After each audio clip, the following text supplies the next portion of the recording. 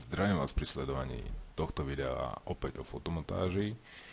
Dnes by som vám chcel ukázať jednu zvláštnu, ani nie že zvláštnu, ale veľmi zaujímavú funkciu Photoshopu, a síce inteligentné objekty. V priebehu tohto tutoriálu si to vysvetlíme, o čo ide a na čo sa to dá hlavne použiť. Takže máme tu na tieto tri obrázky, to znamená zjazdovku v lete, lyžiar, nejaký to fire, nejaký efekt. Takže otvoríme si Photoshop, otvoríme si základný obrázok a doňho sa budeme snažiť dostať tohto lyžiara a v prípade nejaký ten efektík. Ako to urobiť, ciest je zase veľa, to znamená, že napríklad buď si otvoríte lyžiara, stlačím Ctrl A, Ctrl C, čo v princípe znamená, že Ctrl A nám vyberie celý obrázok, Ctrl C nám ho skopíruje do clipboardu, otvoríme zjazdovku, Ctrl V, to znamená klasický paste. Takže máme tu na nášho lyžiara, máme tu na vrstvu základnú. Ak by sme to nešli touto cestou, zmazal som teraz túto vrstvu, to znamená, zavrieme okno. Môžeme to urobiť aj inak, a síce File, Place, opäť vyberiem súbor, dám Place. Vidíte, že tu máme možnosť hneď úpravy, ako veľký ten lyžiar zhruba by mal byť. Môžete pracovať hneď zároveň s vrstvou. Akú výhodu má toto umiestnenie fotografie do fotomontáže? Tým, že my sme použili File, Place alebo súbor vložiť, Photoshop nám z tejto vrstvy automaticky vytvoril inteligentný objekt, Smart Object.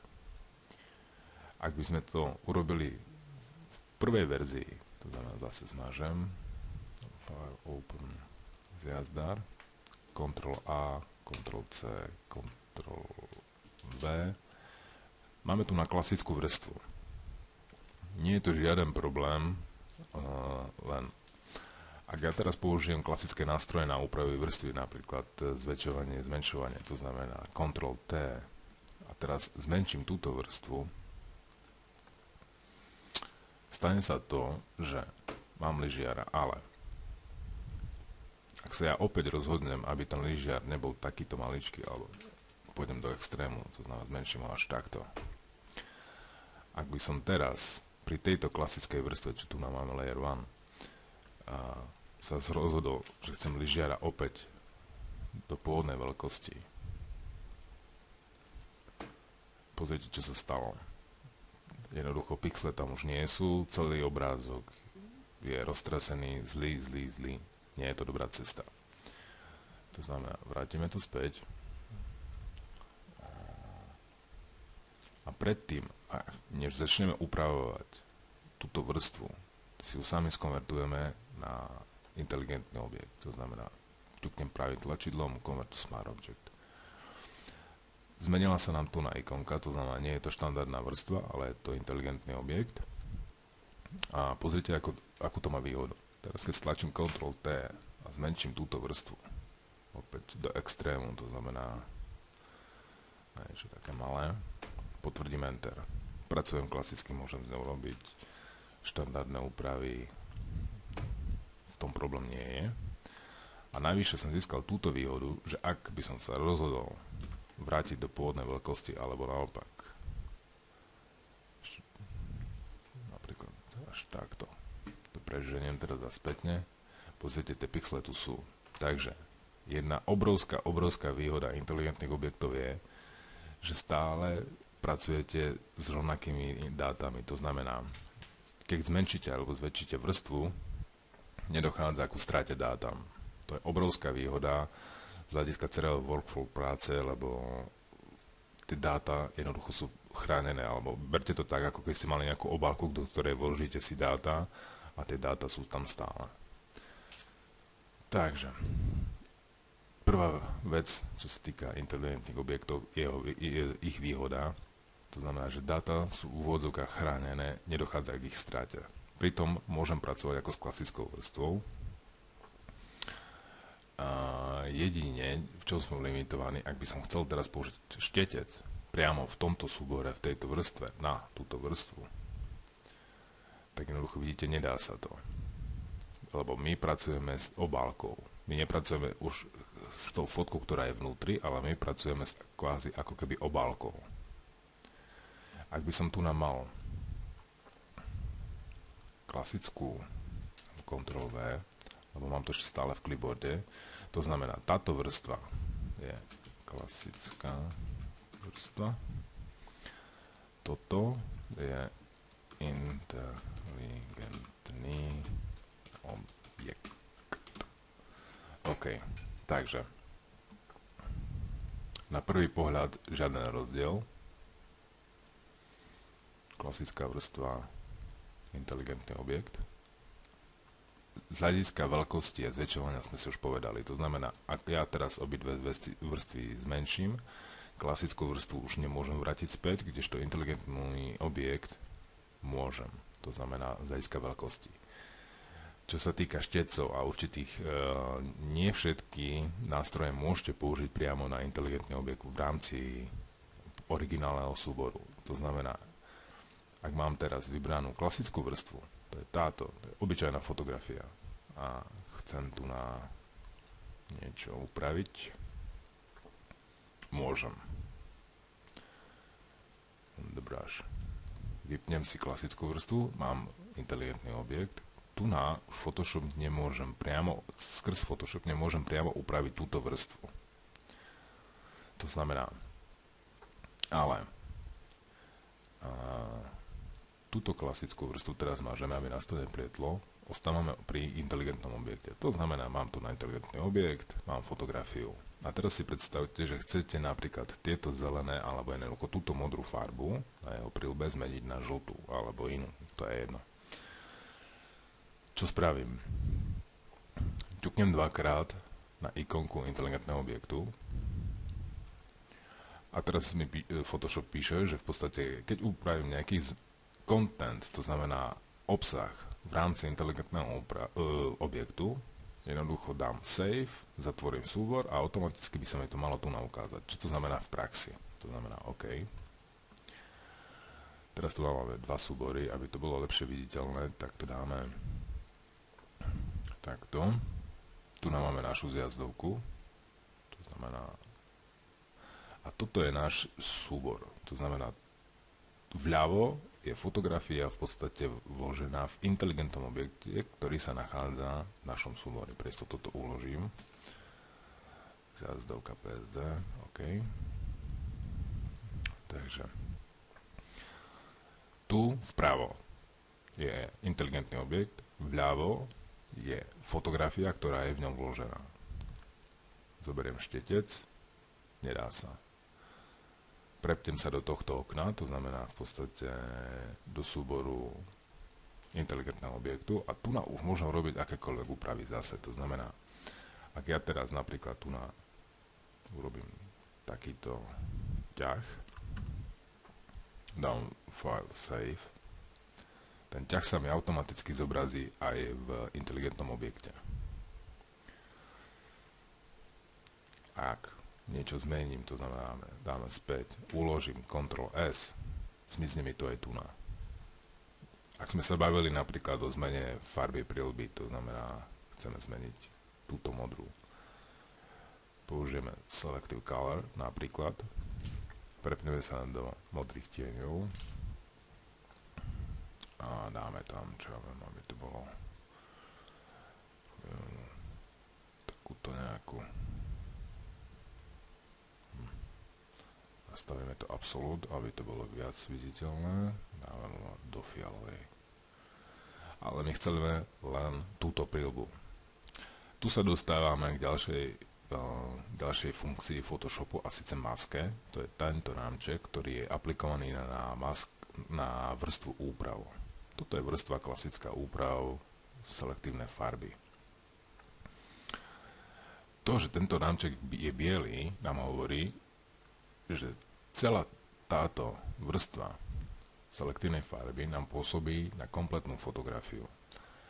Ak my zmeníme túto masku na čiernu, príkazom, respektíve stlačením Ctrl-I, vidíte, je tu čierne, to znamená to, čo platí pri maskovaní vrstiev. To, čo je čierne, nevidím, čo je biele, vidím. Takže, ak my teraz chceme urobiť túto prilbu, aby na ňu zapôsobila táto vrstva farieb úprav, musíme časť prilby, ktorú chceme, alebo respektíve časť obrázka, ktorý chceme, aby na ňo pôsobila, jednoducho musíme urobiť, aby tu nám bola biela. To znamená, dáme si štetec. Zase ciest je viac. My si momentálne ukážeme tú klasickú skrz štetec. Približím si to. A stavíme si opacitu na 100. Pardon. A teraz jednoducho obkreslíme tú prilbu, časť prilby.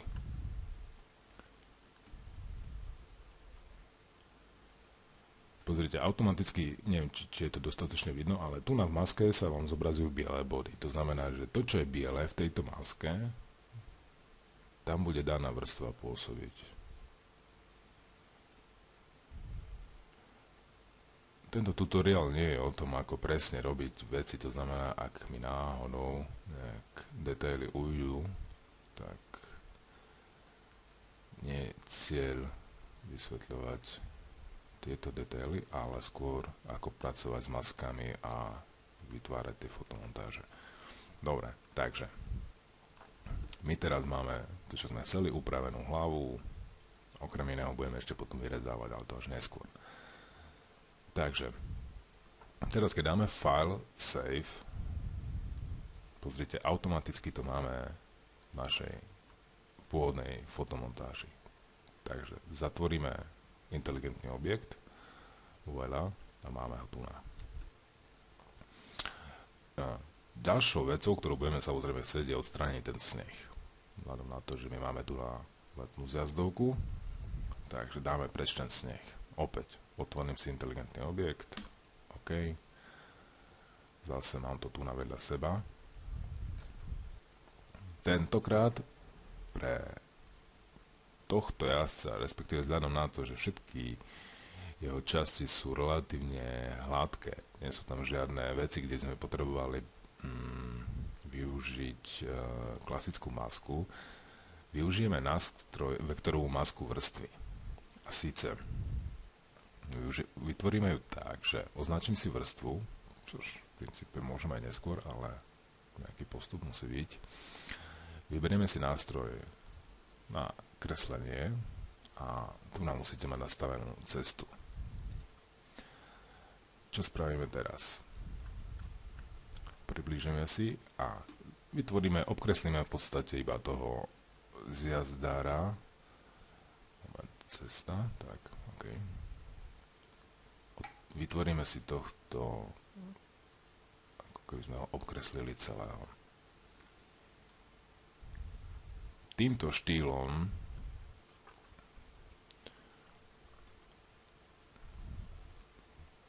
momentálne vytvoríme vektorovú masku, respektíve zatiaľ len to bude cesta, ale neskôr si ukážeme, ako z nej vytvoriť vektorovú masku.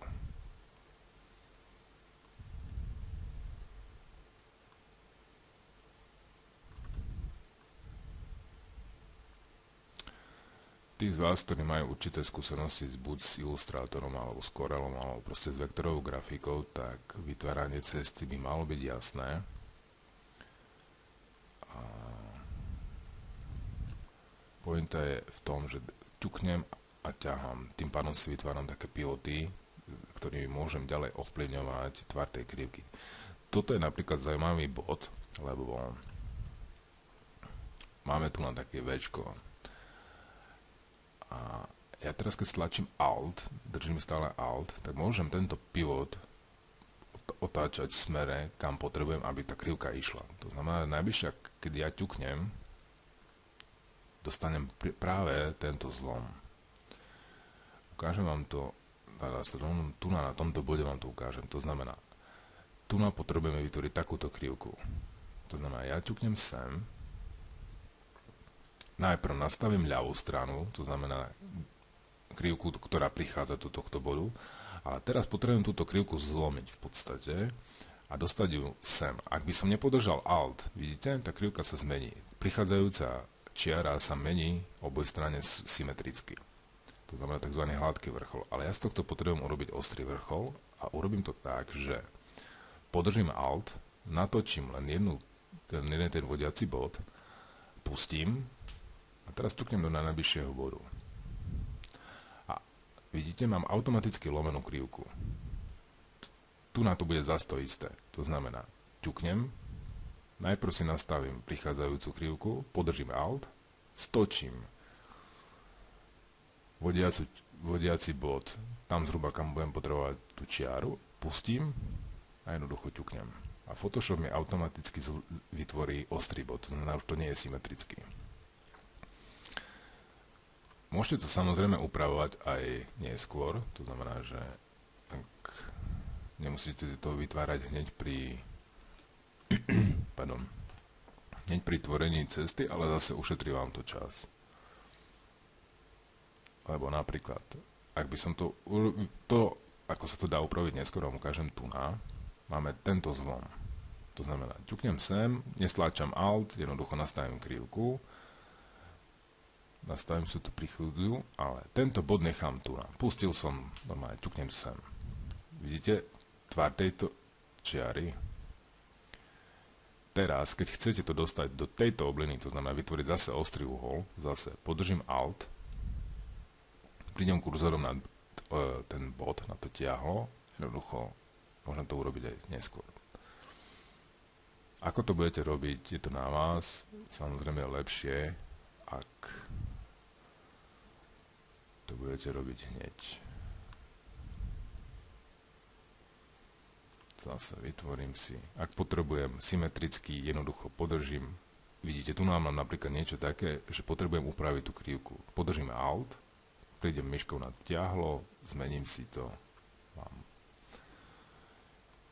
Dobre. Takže môžeme pokračovať ďalej.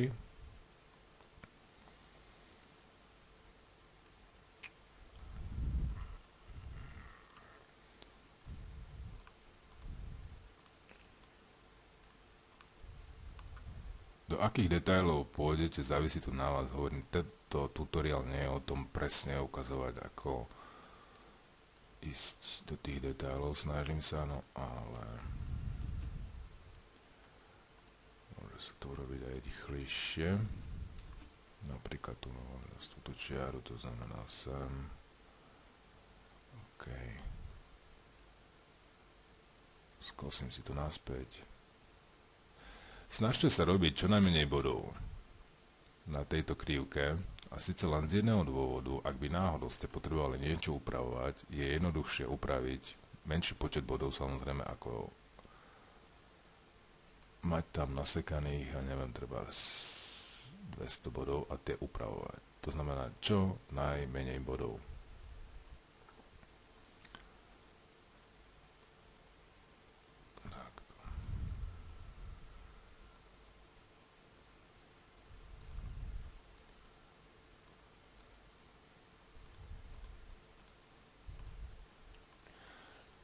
Vektorová maska vrstvy je vhodná práve na takéto objekty, kde nemáte žiadne vlasy, nič chlpaté, nič nezasahuje do objektu, proste úplne krabice, auta alebo objekty ľudí. Samozrejme, ak by sme vyberali nejakého typka, ktorý by nemal helbu, ale napríklad mal by, povedzme, dlhé vlasy, alebo mal by niečo, kde by sme už touto krivkou jednoducho nedokázali vybrať jeho objekt z pozadia, tak by sme použili kombináciu vektorovej masky a klasickej masky vrstvy. Dobre, tu na to dáme iba takto na hrubo.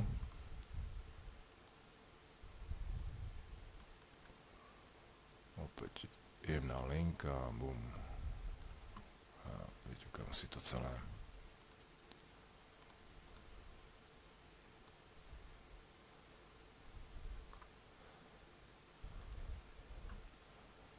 Výhodu máte v tom, že jednoducho nemusíte vybodkovať celú tú cestu, respektíve tú masku, ale v podstate práve využitím tých vektorov a minimalizáciou bodov vektora. Teraz napríklad mám strašne dlhé tiahla. Je to síce symetrické, nepotrebujem ostrý hôl, ale to tiahlo, vidíte, je až tu na. Teraz ja keď si ho chcem skrátiť, aby tá krivka nevybehla až niekam do objektu, podržím Alt a vrátim to späť. To tiahlo. Tým pádom stačí mi ťuknúť sem a mám hotovú krivku. Zase opäť. OK, dobre. Ešte tu nám musíme vybrať tento, lebo v podstate máme teraz vybraného len. Keď si pozriete cesty, tak tu je lyžiar. Lyžiar je momentálne takto. Ale my potrebujeme ešte vybrať tieto body, to znamená Ctrl D, mám vybranú cestu.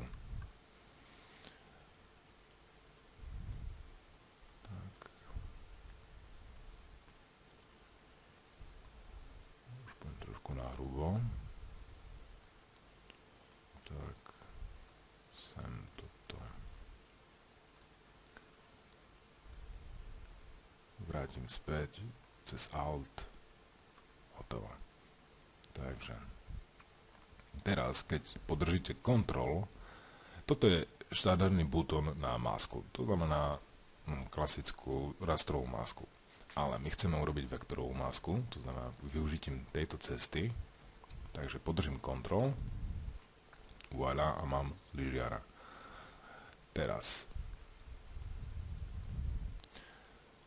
vľavo je obsah inteligentného objektu, vpravo je náš inteligentný objekt v rámci fotomontáže. Ak ja teraz urobím to, že uložím inteligentný objekt, pozrite, vybraného lyžiara, môžem s ním pracovať. To znamená, zatvorím okno, pracujem už len s týmto. No a toto už sú klasické úpravy pri vytváraní fotomontáží. To znamená zhruba nejak symetricky, teda aby to sedelo na tej ceste. Takto. Máme tu na lyžiara. Vytvoríme tieň lyžiara, trošku zjemniť, OK, vytvoríme z neho vrstvu, inteligentný objekt, v závislosti na tom,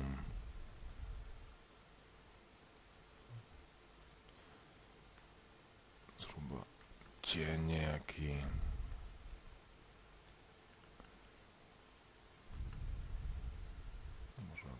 treba takto.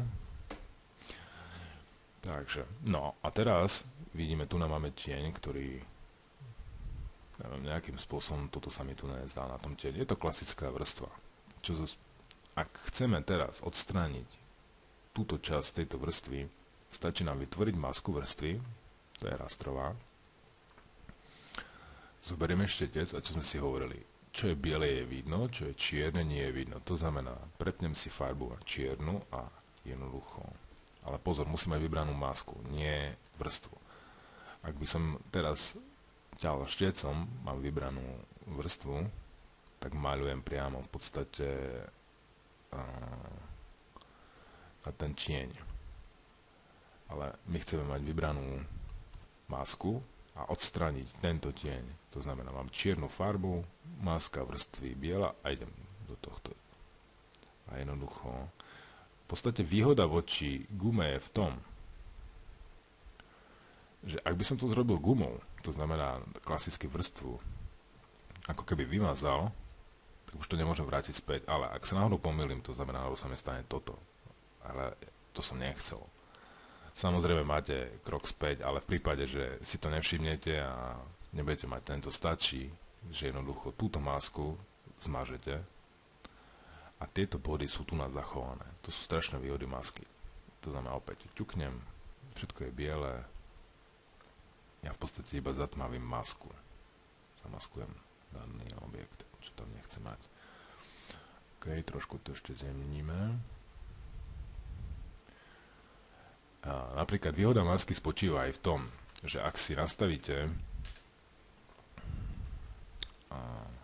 širší priemer šteca a dáte napríklad 15 stupňov opacity, 20, to je jedno. A môžete vytvárať aj prirodzenejšie tiene, to znamená napríklad je prirodzené, že pri objekte je tieň tmavší a čím ďalej od objektu je svetlejší. To znamená, že vy, ak teraz použijete síce čiernu, ale len na 20%, mám vybranú masku, odmaskujete v podstate časť tých pixelov. To znamená, vytvoríte ako keby taký prechod.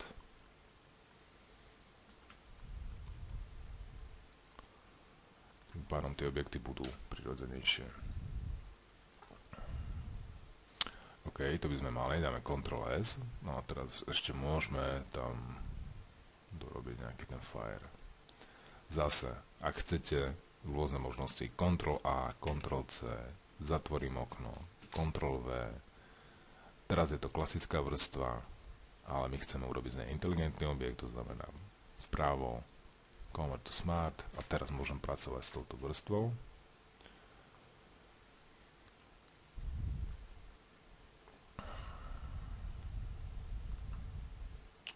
Napríklad takto.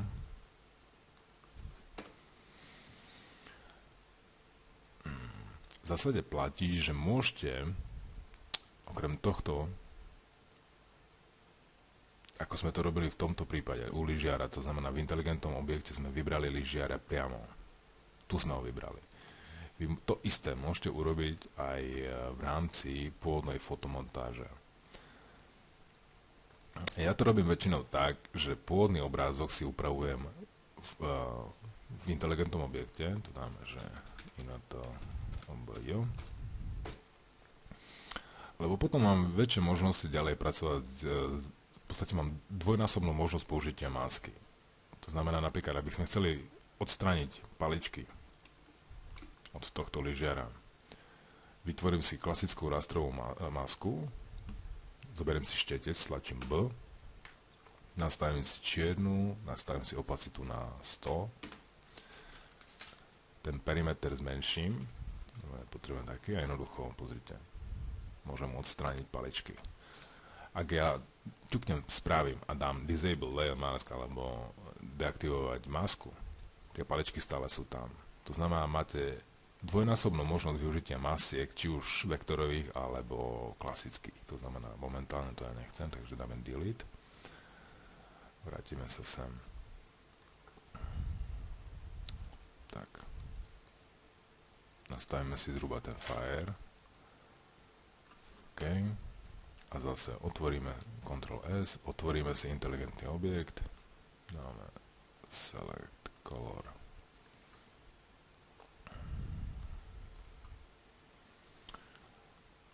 Nastavíme si... No. Toto sa vám môže niekedy stať, ak použijete nejakú magickú hulku, respektíve tú paličku, výber tohto, alebo práve Select a vybratie farieb Color Range. Pointa je v tom, že teraz ste si vybral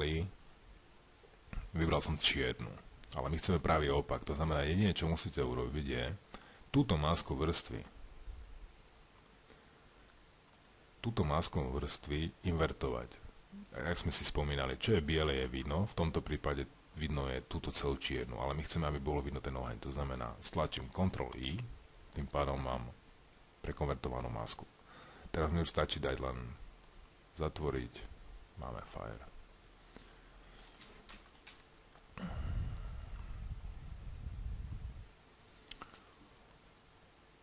Toto sú už klasické úpravy vrstiev. Dajme to napríklad iba takto posuniem.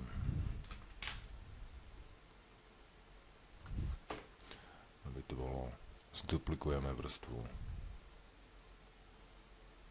Posunieme ju pred lyžiara. Opäť trošku sa pohráme s maskami.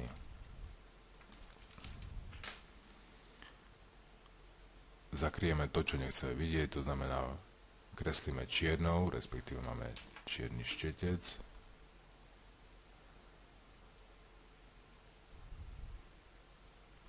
máme čierny štetec a vytvorenú fotomontáž. Výhodou využitia inteligentných objektov je jednoznačne to, že tie dáta sú zachované. To znamená, môžete zväčšovať, zmenšovať objekty, v žiadnom prípade nedochádza k strate dátam. Takže Ctrl S, to je asi tak všetko, čo sa týka momentálne. To využitie inteligentných objektov je oveľa širšie, ale na úvod z hľadiska fotomontáže by to možno aj stačilo. Tak ďakujem za pozornosť.